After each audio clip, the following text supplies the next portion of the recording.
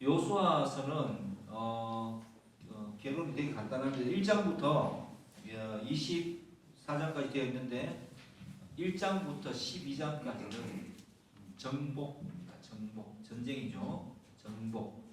그 다음에 13장부터 21장까지는 분배. 정복했으니까 땅을 분배해야 되겠죠. 그래서 분배. 마지막으로 22장부터 24장까지 이 세 장은 여호수아가 그 백성에게 권면하는 마지막 부탁입니다. 마지막 권면, 부탁 이렇게 이루어져 있습니다. 그렇게 여호수아가 있고 여호수아서의 가치는 신약에서 사도행전과 같다고 할 수 있겠습니다. 왜 사도행전이 중요합니까? 복음서가 있고 그 다음에 각 바울이 보낸 편지와 일반 사도들이 보낸 일반 서신들로 신약이 구성되어 있는데 복음서 예수 그리스도의 사역이 끝나고 나서 교회가 어떻게 형성이 되었는지를 모르면 그죠? 갑자기 교회에 문제되는 어떤 서신서로 넘어가면 우리가 헷갈릴 수가 있습니다. 그런데 그 교회의 태동, 확립, 확산 이렇게 이제 그 사도행전이 구성되어 있는데 그런 역할을 하듯이 여호수아서도 마찬가지입니다. 여호수아서는 구약의 사도행전과 같은 역할을 하는데 가나안 땅을 어떻게 정복했는지, 무슨 일이 있었는지, 어떻게 분배가 일어났는지, 그리고 그 뒤에 어떤 일이 있기 때문에 여호수아도 이렇게 마지막 부탁을 백성들에게 하는지에 대한 이 브릿지 역할을 확실하게 하고 있습니다. 그래서 오늘 이 여호수아서를 보면은 기브온이라는 족속이 등장합니다. 그런데 제1장에 1절에 보니까 헷, 아모리, 가나안, 브리스, 히위, 여부스 이 6 이 가나안 족속이 등장하죠. 가나안이 누구입니까? 가나안 족속이 뭐냐면 셈, 함, 야벳, 노아의 자녀들이죠. 노아의 세 아들 중에서 함의 아들 가나안입니다. 함은 무슨 일을 했습니까? 노아가 그 포도주를 취해서 하체를 드러내고 있을 때에 아주 경건치 못한 소위 말해서 아버지를 욕되게 하는 아비의 수치를 다른 데에 막 까발리는 그런 행위를 함으로써 저주를 받아서 창세기 9장으로 한번 가볼까요? 창세기 9장에 보면은 저주를 받아서 형제들의 이 종이 되기를. 자, 저기 24절부터 보겠습니다. 노아가 술이 깨어 그의 작은 아들 함이죠. 자기의 행한 일을 듣고 이에 이르되 가나안 함의 아들입니다. 가나안은 저주를 받아 그의 형제의 종들의 종이 되기를 원하더라. 그러니까 그의 형제의 종들의 종이 되기를 원하노라 하고 이렇게 선포하고 그 다음에 셈과 야벳을 향해서 축복을 선포하게 됩니다. 자, 여러분, 그러면 우리가 이렇게 성경을 잘 모르고 보면은 가나안 땅에 원래 살던 사람이 있었잖아요. 그죠? 가나안이 7족속이. 근데 이스라엘이 꼭 가나안을 침공하는 거 정복한다고 이야기하니까 멀쩡히 살고 있는데 왜 하나님께서 들어가가지고 그 땅을 뺐더나 이런 생각을 혹시 한다면 여러분 창세기를 기억하시기 바랍니다. 땅의 주인은 누구입니까? 땅의 주인은 하나님이시잖아요. 여호와 하나님이시잖아요. 그 가나안 땅은 가나안 족속의 땅이 아닙니다. 왜 창세기가 중요합니까? 하나님께서 말씀으로 천지를 창조하셨습니다. 그래서 이 땅과 온 우주는 모든 것이 다 하나님의 여호와의 것입니다. 그 여호와의 것을 내가 소위 말해서 그 건물주가 혹은 토지의 주인이 내 마음대로 내가 원하는 사람에게 주겠다는데 무슨 말이 필요하겠습니까? 그죠? 그래서 그 원하는 사람이 누구냐면 바로 이스라엘 족속인 것입니다. 그래서 이거는 명분적으로 아주 타당한 이유를 가지고 있습니다. 그래서 헷갈리지 마시기를 바랍니다. 이 가나안 땅, 이 함의 자녀 그 자손들이 살고 있는 이 가나안 땅은 왜 이렇게 멸절돼야 될까요? 다 멸망시키려고 그랬잖아요, 그죠? 왜 멸절돼야 되는지 신명기 7장으로 한번 가보겠습니다. 신명기, 민수기 다음에 신명기죠. 신명기는 세 편의 설교로 구성되어 있다고 보면 되겠습니다. 구약의 파노라마를 제가 한번 이야기를 했었는데, 자 7장에 가서 여호와께서 왜 그들 가나안 족속과 그걸 다 멸망시키려 했는지 이제 1절부터 보겠습니다. 내 하나님 여호와께서 너를 인도하사 네가 가서 차지할 땅으로 들이시고 네 앞에서 여러 민족 헷, 기르기스, 아모리, 가나안, 브리스, 히위, 여부스 여기 이제 7족속 나오죠. 곧 너보다 힘이 많고 힘이 센 7족속을 쫓아내실 때에 그때 우리가 어떻게 하라고요? 그들을 이스라엘이 진멸할 것이니라. 그들과 어떤 언약도 하지 말 것이요. 그들을 어떻게 하라고요? 불쌍히 여기지도 말 것이며 또 그들과 혼인하지도 말고 그 다음 쭉 내려가서 그들의 딸도 네 며느리로 삼지 마라. 왜? 4절 합격했습니다. 시작. 그가 내 아들을 유혹하여 그가 여호와를 떠나고 다른 신들을 섬기게 하므로 여호와께서 너희에게 진노하사 갑자기 너희를 멸하실 것입니다. 이게 바로 진멸의 이유입니다. 그 땅에 가서 이 함의 자녀들과 섞여서 이스라엘 자손이 타락할까봐 우상 숭배에 빠지고 타락하여서 정체성을 잃어버릴까봐 아예 씨를 남기지 말고 완전히 말려버리려고 했습니다. 아무도 살려두지 마라 이렇게 말씀하신 것입니다. 그 가나안 땅에 있는 가나안 족속을 완전히 멸망시키는 이유는 이것입니다. 우리 신앙생활도 마찬가지입니다. 우리가 그 가치관으로 제가 저번에 이야기했지만 그 종 자체가 새로운 종으로 복음을 받고 구원받고 거듭나는 거잖아요. 구원이라는 것은 완전히 가치관이 새로워진 새로운 종으로 태어나는 것입니다. 새롭게 태어나는 것입니다. 그래서 이웃 사랑의 삶을 살아가는데 계속 이전에 있었던 세상의 가치관이 내 마음속에 있어요. 그래서 내가 살아야 되고 내가 좀 더 잘나야 되고 세상 사람들과 같은 가치관을 가지고 있다면 얼마나 마음이 불편하고 고민스럽겠습니까? 그래서 애초에 내가 그 자문에 보면 또 시편에도 보면 이런 말씀이 있어요. 너무 주님 저를 부하게도 마시고 너무 가난하게도 말아주시고 제가 오직 여호와를 안에서 그렇게 살게 해주세요.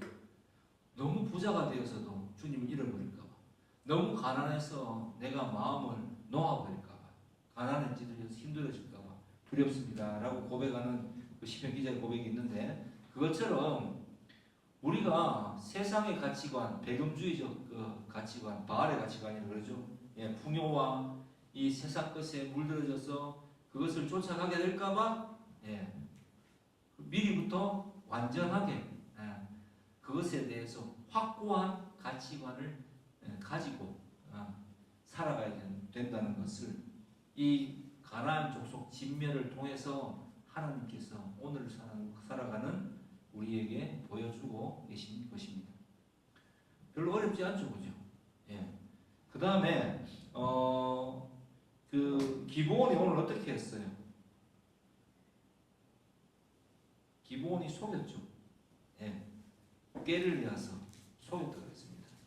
뭐 어떻게 속였습니까? 우리가 어디서 왔다? far away, 멀리서 왔어요. 멀리서 왔습니다. 먼 나라임을 강조하기 위해서 어떻게 했습니까? 옷도 헤어지고 부대도 낡고 떡에 곰팡이도 일부러 피워서 예. 이 이스라엘에게 막 와서 우리 먼 나라에서 왔어요. 우리 화친하기를 원해요. 이렇게 막 들러붙습니다. 그런데 왜 이렇게 하는 것일까요, 도대체? 왜 이렇게 먼 나라에서 왔는 걸 강조하는지 한번 보겠습니다. 자, 원래 가나안 족속을 어떻게 하라 그랬어요? 완전히 멸절시키라.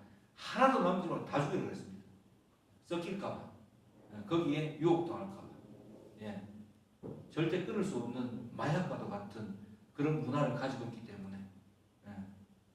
그래서 신명기 20장을 가보시면 이 사람들이 그 기브온 족속이 아는 게 있어요. 10절부터 한번 보겠습니다. 이런 이유로 해서 멀리서 왔다고 거짓말을 합니다. 네가 어떤 성읍으로 나아가서 치료할 때에 신명기 20장 10절입니다. 그 성읍에 먼저 뭘 하라고요? 화평을 선언하라. 그 성읍이 만일 화평하기로 하나가고 너를 향하여 성문을 열거든 그 모든 주민들에게 어떻게 하라고요? 네게 조공을 바치고 너를 섬기게 할 것이요 만일 너와 화평하기를 거부하고 너를 대적하여 싸우려 하거든 너는 그 성읍을 애워서 할 것이며 네 하나님 여호와께서 그 성읍을 내 손에 넘기시거든 너는 칼날로 그 안에 그 남자를 다 쳐 죽이고 너는 오직 여자들과 유아들과 가축들과 성읍 가운데 있는 모든 것을 너를 위하여 탈취물로 삼을 것이며 너는 내 하나님 여호와께서 내게 주신 적군에게서 빼앗은 것을 먹을지니라. 이렇게 말씀합니다. 근데 제가 뒤에 있죠. 15절 함께 읽겠습니다. 시작.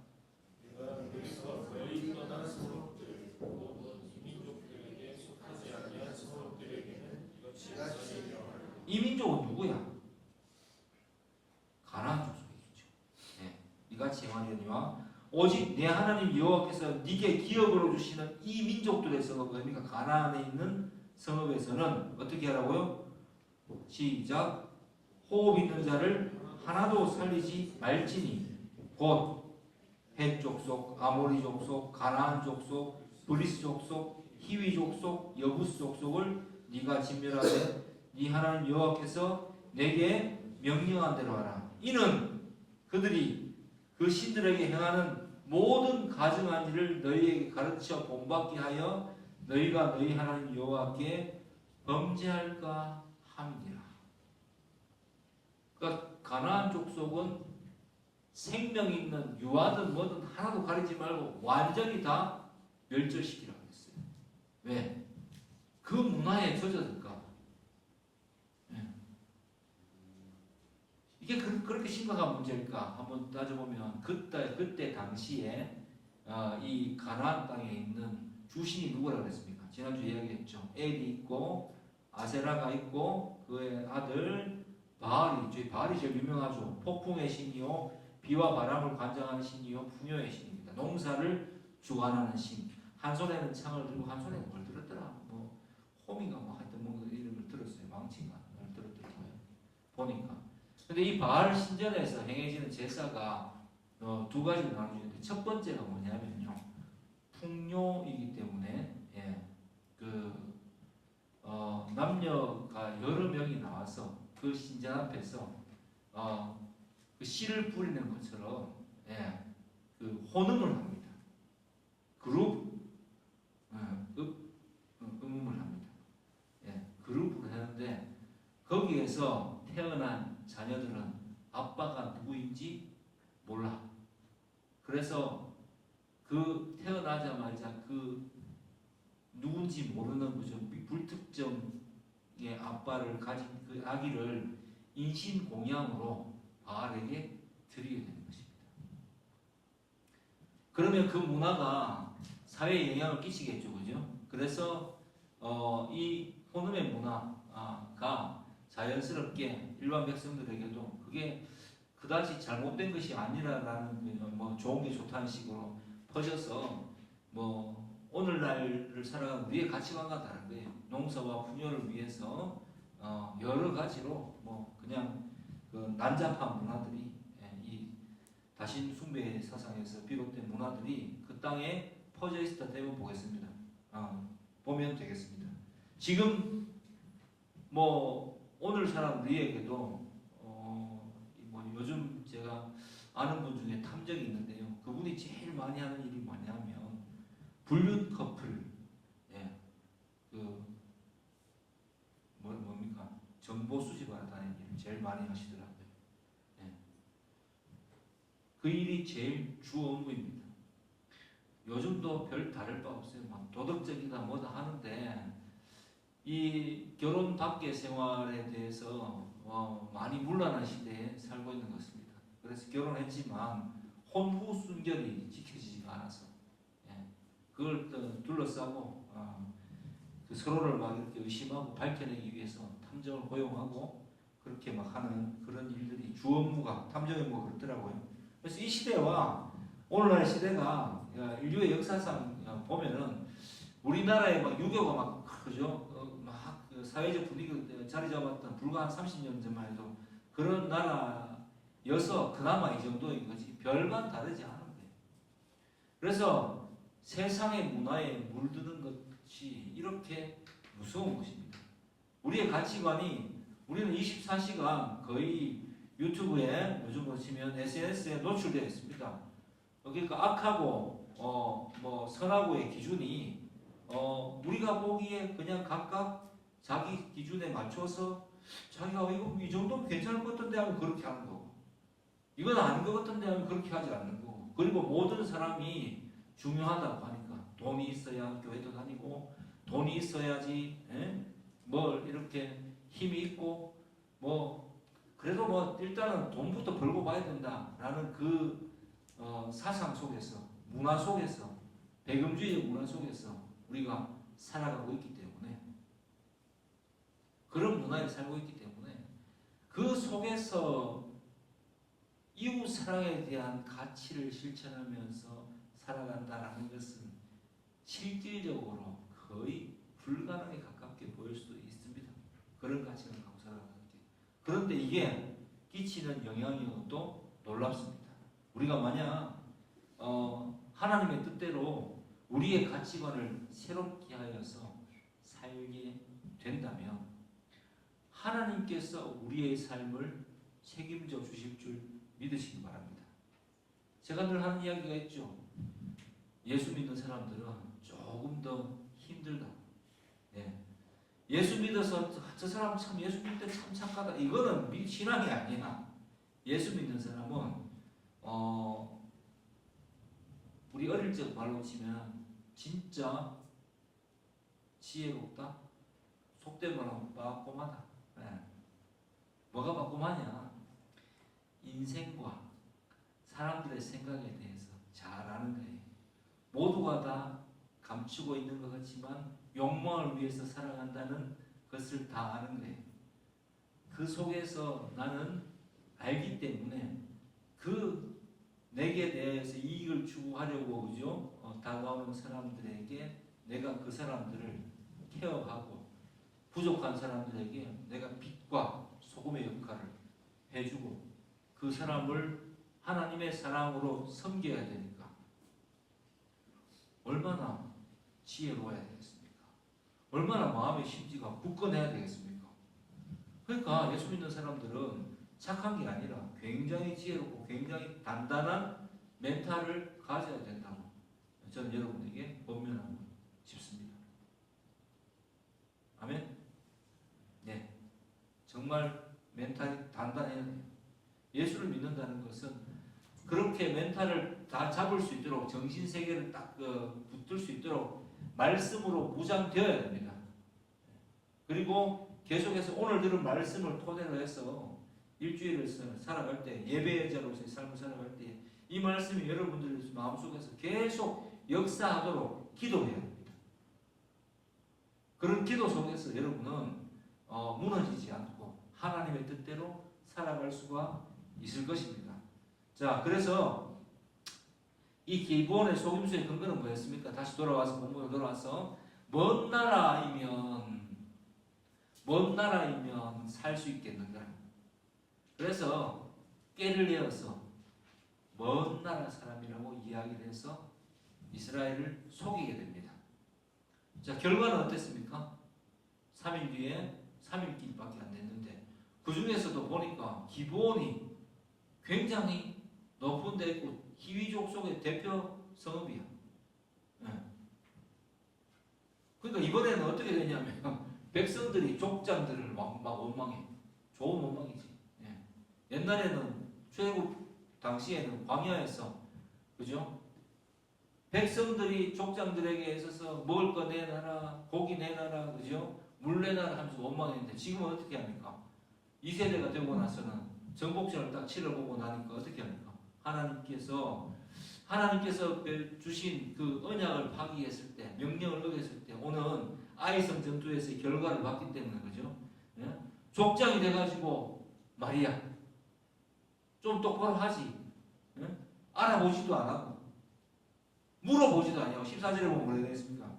오늘 이 본문 14절에 보면 묻지 14절 뭐라고 되겠습니까?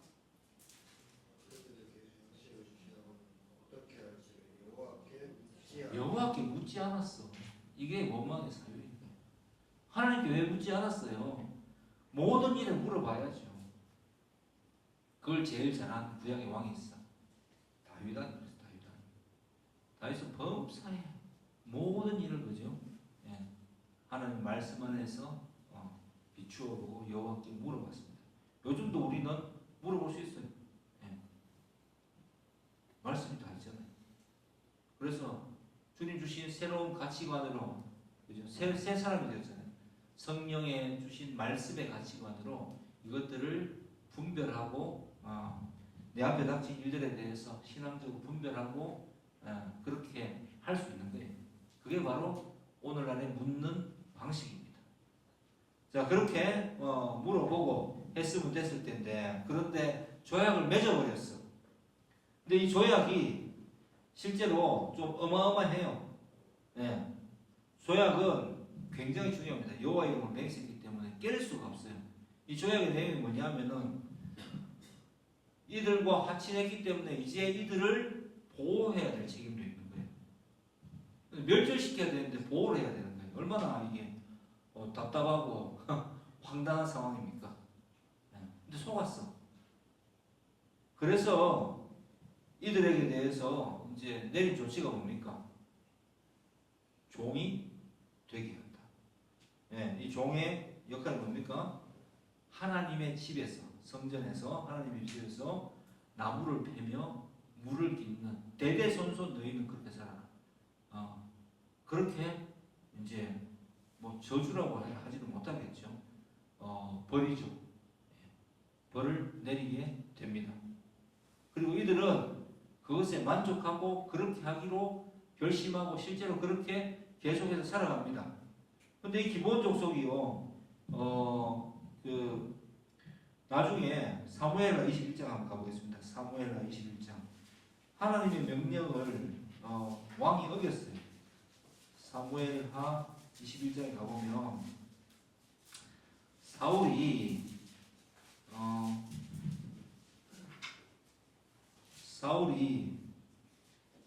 이 기브온 족속을 그죠?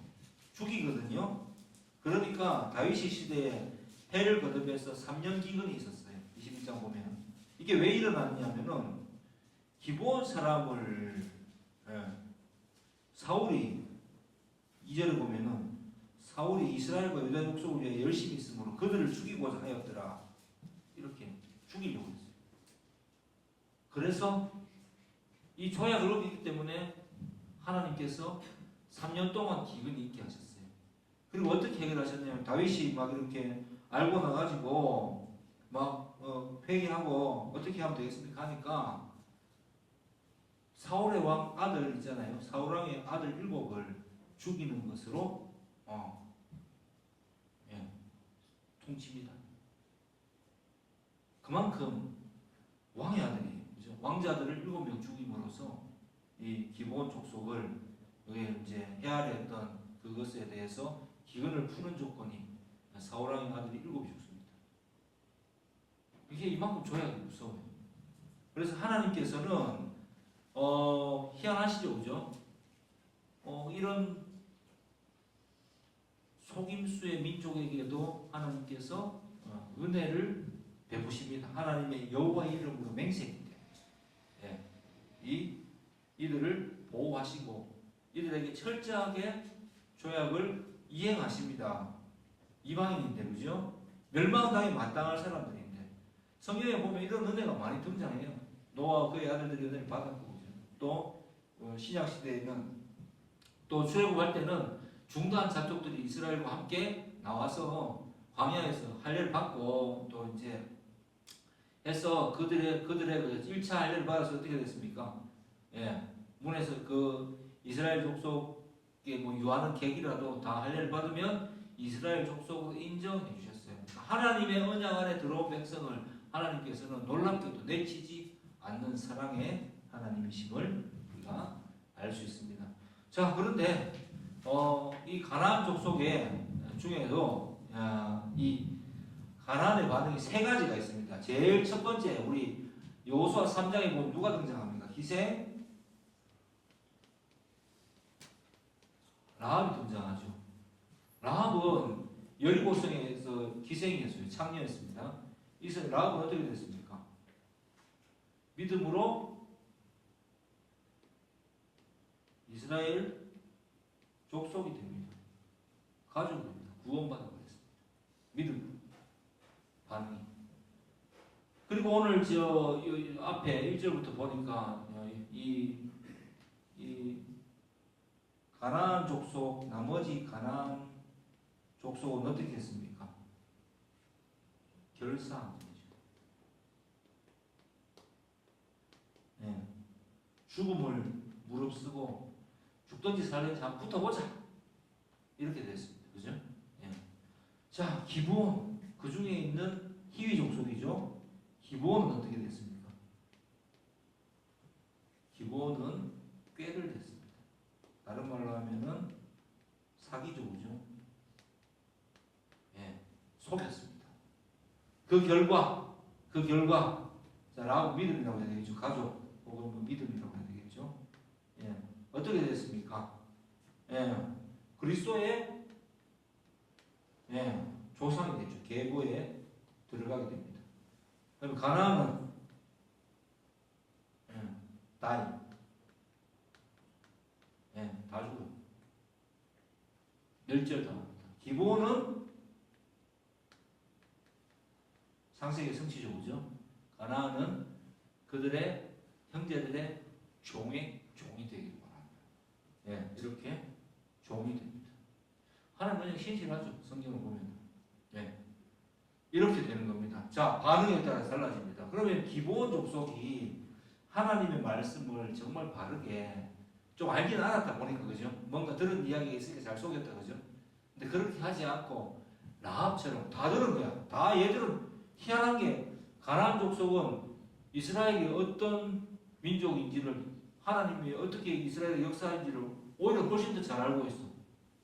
그런데 그들이 자기를 진멸한다는 그죠? 그 상황에 놓였을 때 어떻게 했습니까? 한 사람이 회개함으로 인해서, 믿음으로 인해서 온 가족이 그리스도의 계보 안에 들어가고 이스라엘이 되는 축복을 누렸습니다. 그리고 복음에 대해서 강하게 이렇게 항전한, 결사항전했던, 숙이지 않았던 자들은 멸망당했습니다. 그리고 복음을 들었는데 자기의 목숨만을 생각하고 자기의 목숨을 살기로 그냥 목숨만이라도 하면서 그냥 하나님을 무섭게만 보고 그 앞에 나가지 못한 자들에게는 어떤 일이 임했습니까? 종이 되는 결론을 불렀습니다. 대대손손 종으로 살아가게 됩니다. 희한하지 않아요? 뭐 오늘 살아가는 우리에게도 뭐 믿는 방식이 뭐 이제 이 두 번째는 믿지 않는 거겠죠, 그죠? 첫 번째는 우리가 뭐 죽었다가 믿음으로 살아가게 된 사람 되고, 이거 뭐 지상교 안에 뭐 기브온 같은 사람들이 있겠죠. 천국을 가고 싶고 그래서 교회는 다니는데 자기 살 길만 도모하는 거지. 세상의 가치관을 버리지 못하고 교회 안에서도 여전히 말씀을 듣지만 변화받지 못하고 계속 갈등하면서 배경주의적 사상에서 바뀌지 못하고 하다가 그죠? 예. 결국 하나님을 속이고 뭐 그런 이게 바른 뭐 어떤 그 적용인지 명확하지는 않지만 어쨌든 뭐 그러한 사람들이 예, 있습니다. 복음에 대해 반항하는 사람, 반응하는 사람들이 이런 사람들이 분명히 존재하고 있다는 것을 알 수가 있습니다.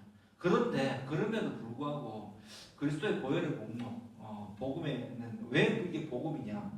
이 기본 족속을 보면 알 수 있는데 오늘 설교 제목이 뭐예요?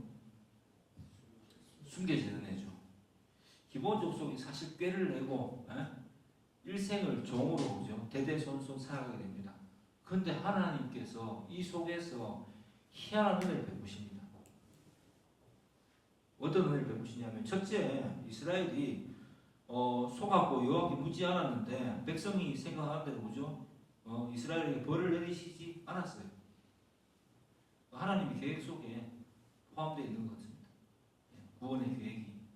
그리고 이 기본에게 대해서 어떤 요소를 통해서 어떤 이 징계를 내리시느냐면은 하나님의 집에서 물을 깃고 나무를 패는 그러한 삶을 계속해서 살아가게 하십니다. 그런데 이게 가만히 보면 어디에서 종살이 하는 겁니까? 성전에서 종살이 하는 것입니다. 그래서 하나님께서는 이 아모리 족속, 이 사울은 어떤 사람 생각을 했겠습니까? 이거는 뭐 월주도 아니고 이놈 시키를 보니까 별것도 아닌데 이마들도 확 쓸어버려야 되는 거야. 이제 개인적인 생각을 했던 거지. 그래서 어떻게 했다고요? 7명의 아들이 죽임당했습니다. 여호와의 맹세, 여호와께 맹세한 맹세를 어겼기 때문에 3년 기근이 맺고, 그리고 그것을 풀어주기 위해서 7 아들이 죽임을 당하게 됐습니다. 그리고 기본을 어떻게 쓰임 받느냐면 자 한번 찾아보겠습니다. 열왕기상 3장 4절. 열왕기상 3장 4절로 가보시면은 한번 읽어보겠습니다. 구약성경 513페이지 시작. 이에 왕이 제사하러 기브온으로 가니 거기는 산당이 큼이라. 솔로몬이 그 제단에 1000번제를 드렸더니 그 유명한 1000번제를 드린 산당이 어디에 있었다고요? 기본에. 기본이 높은 곳에 있어요. 그래서 이 산당이라고 되어 있는데 우리가 아는 그런 산당이 아니라 영어로 하면은 하이플레이스예요. 하이플레이스. 높은 곳에 펼쳐진 제단. 예. 그리고 보자. 역대상 21장. 예. 역대상 21장 28절 29절 한번 보겠습니다.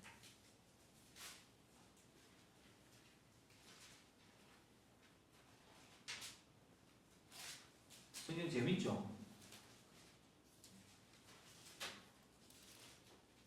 재미없습니까? 재밌죠? 재미를 감려해야 돼. 자, 역대상 21장 28절 29절 한번 읽어보겠습니다. 시작. 이때에 다윗이 여호와께서 여부스 사람 오르난의 타작 마당에서 응답하심을 보고 거기서 제사를 드렸더니 옛적에 모세가 광야에서 지은 여호와의 성막과 번제단이 그때의 기브온 산당에 있었으나 다윗이 여호와의 천사의 칼을 두려워하여 감히 그 앞에 가서니 하나님께 묻지 못하더라. 기브온의 산당에 하이플레이스에 뭐가 있다고요? 광야에서 지은 성막과 번제단이 거기 있는 거예요. 이때는 아직 솔로몬이 성전을 봉헌하지 않았을 때입니다. 그래서 제사가 어디서 행해졌다고요? 기브온 산당에서, 기브온의 제일 높은 산에서 이루어졌었습니다. 놀랍지 않습니까? 하나님께서 이 기브온이 하나님의 집에서 늘 나무를 패고 물을 깃지만 그들을 귀하게 중용하신 사실을 알 수가 있습니다. 그리고 포로에서 돌아와 에스라 2장에 보면은 이제 느디님 사람들이 나와요. 이 느디님 사람들이 누구냐면 에스라 2장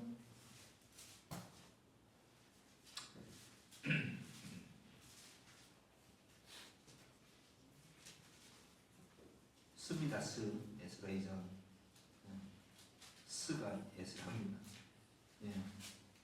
2장에 쭉 보면 뭐 회중에 대해서 나오는데 자 43절 보면 느디님 사람들은 사 자손과 하수가 자손과 담마봇 자손과 게로스 자손과 시아 자손과 바돈 자손과 르바나 자손과 하가바 자손과 악굽 자손과 하갑 자손과 사물레 자손과 하난 자손과 기털 자손과 가알 자손과 르아야 자손과 르신 자손과 느고다 자손과 쭉 나오다가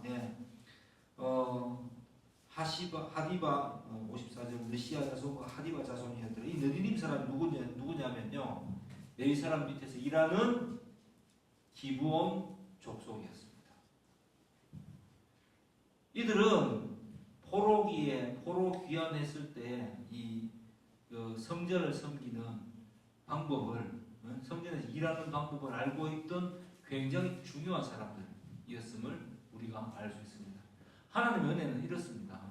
하나님의 은혜는 목숨을 구걸하기 하고 목숨이라도 살아야 되겠다고 해서 꾀를 내고 비록 속였지만은 그들을 위해서 그죠? 하나님께서는 그들을 하나님의 집에서 일하는 자로 들이셨고 보호하시고 그리고 그들을 결국 가장 귀한 자들로 중용하시는 것을 봄으로써 우리는 하나님의 은혜를 쉽게 이렇게 발견할 수가 있습니다.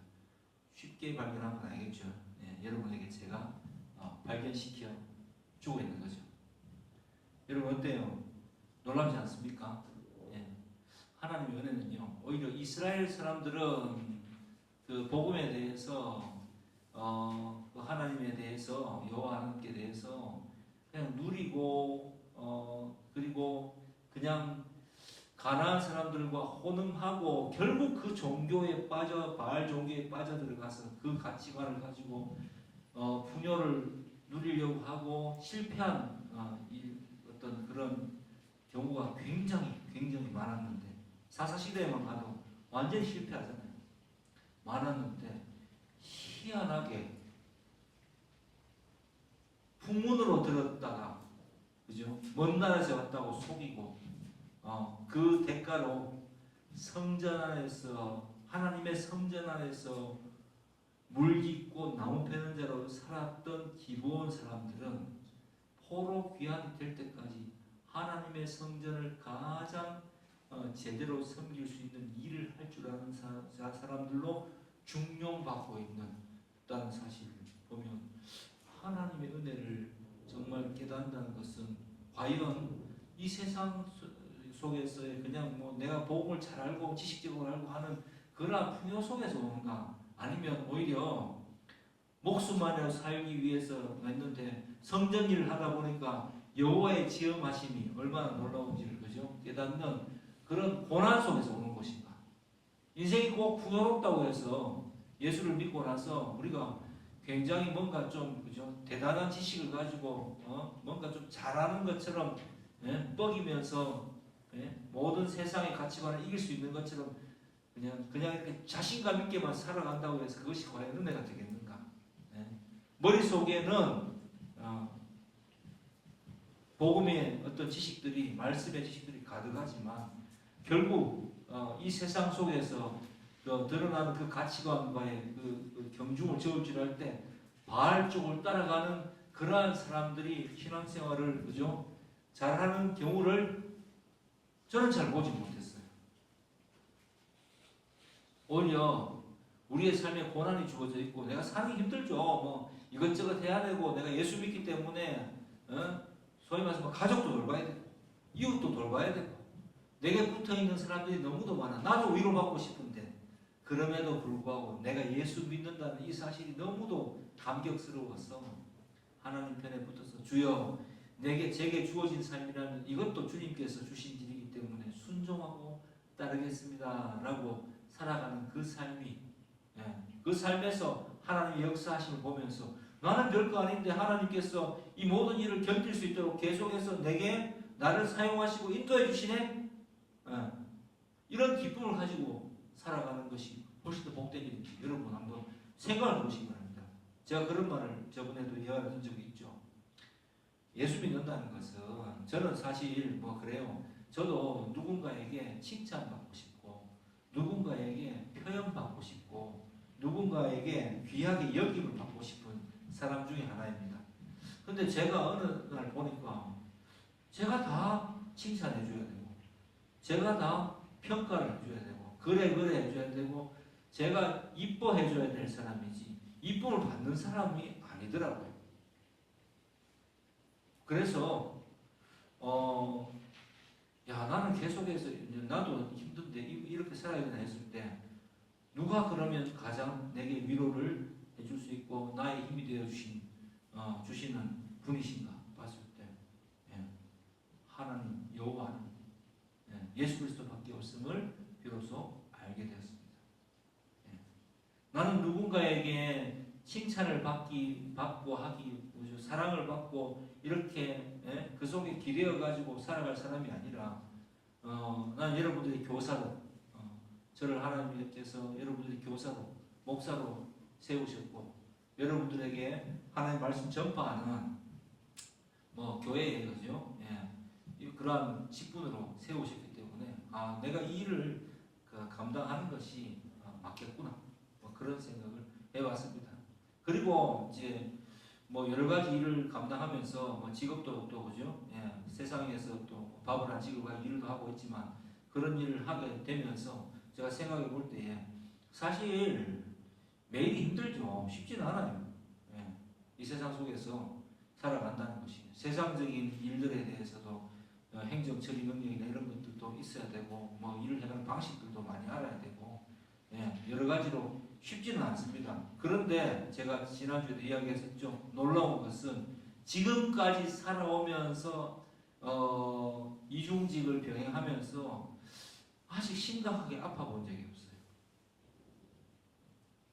이 직분을 수행하라고 하나님께서 제 삶에 한 번도 저를 외면하신 적이 없다는 놀라운 사실을 깨닫게 되었습니다. 그래서 예수 믿는 것이 너무도 귀한 일이라는 걸 깨달았습니다. 지금 이 말씀을 듣는 여러분들 가운데서도 뭐 이웃 때문에 친구 때문에 혹은 가족 때문에 고통당하는 사람들이 분명히 있을 거예요. 모든 짐들을 감당해야 될 사람들도 있을 것이고 근데 여러분 이것을 감당하게 해주시는 은혜를 베풀어 주신다면 내 삶에 대해서 결코 좌절할 필요가 없는 것 같습니다. 주님이 함께 하신다면 이 모든 것들을 감당할 수가 있습니다. 제가 살아가면서 늘 경험하는 것은 그렇습니다. 하나님께서 우리에게 막 탄탄대로를 주고 세상에서 빛나게 해주시는 것으로 우리를 사용하시는가? 물론 그렇게 해주십니다. 그런데 그 과정이 우리가 인정할 수밖에 없게끔 우리를 인도하신다는 사실을 알아야 됩니다. 여러분 고난 가운데서 여러분의 신앙을 키우십니다. 더욱더 하나님을 의지하도록 여러분을 이끌어 주십니다. 그리고 복음에 순종하게 될 때 모든 것을 뒤돌아보니까 감당할 수 있는 은혜를 베푸시는 하나님이라는 것을 여러분 꼭 명심해 하셨으면 좋겠습니다. 그렇게 될 때 여러분 하나님께서 주님께서 이 손만 놓지 않아요. 주님요 이 손을 꼭 잡고 가소서. 주님께서 이 손을 잡아주신다면 절대로 우리는 무너지지 않습니다. 그리고 세상 사람들에게 비록 내 배우자나 내 부모라 할지라도 세상 사람들에게 기대는 것은 아무 의미가 별로 사실 없어요. 왜? 우리는 다 연약하거든요. 그래서 하나님께서 내게 힘을 주신다면 나를 통해서 라합처럼 많은 사람들을 구원하시고 나를 통해서 그들이 여호와를 알 수 있도록 이끌어 주시고 나를 그 사람들을 섬기면서 끌고 나가는 리더로 사용해 주실 줄 여러분 꼭 믿으시기 바랍니다. 낙심하지 않고 하나님 안에서 복음 안에서 길을 찾는 저와 여러분 되기를 주의 이름 축복합니다. 오늘 기본을 봤듯이 숨겨지는 바로 이런 것입니다. 고난인 줄 알았는데 하나님의 이름을 붙들고 정말 힘든 일인 줄 알았는데 힘들죠 물론 뭐 나무 패고 물리는 것이.